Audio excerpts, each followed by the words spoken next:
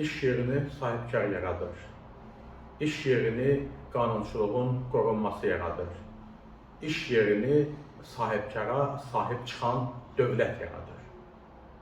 Cənab Prezidentin bu yaxınlarda icra başçılarını qəbul edən zaman toxunduğu məsələlər ürəyimdən cavab verdi, dəstəkləyirəm, alqışlayıram və düşünürəm ki, bugün birinci növbədə vəzifəli şəxslərin, icra başçılarının, digər ümumiyyətlə dövlət qurumlarının birinci vəzifəsi iş adamlarına şərait yaratmaqdır.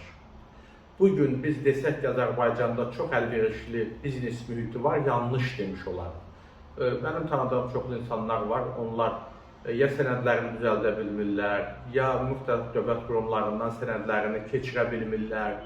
Hər bir dövlət qurumu bu və digər şəkildə orada hansısa səhvləri tapır və geri göndərir.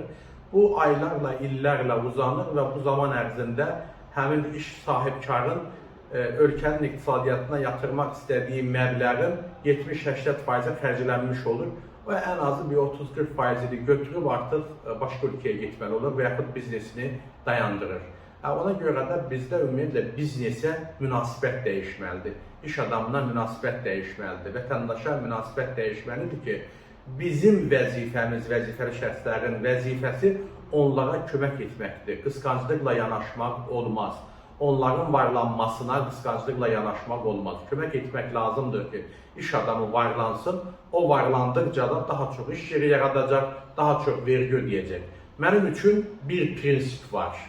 Və mən düşünürəm ki, Cənab Prezidentin də həmişə fikirlərində bu önəm daşıyıb, iş adamı ancaq vergi ödəməlidir. Vergidən başqa heç nə kənara ödəməli deyil. Digər şəxslər də ona daha çox vergi ödəmək üçün vəzifəli şəxslər kömək etməlidir. Amma bu bizdə hal-hazırda belə deyil, bunu bir mənada deyə bilərəm.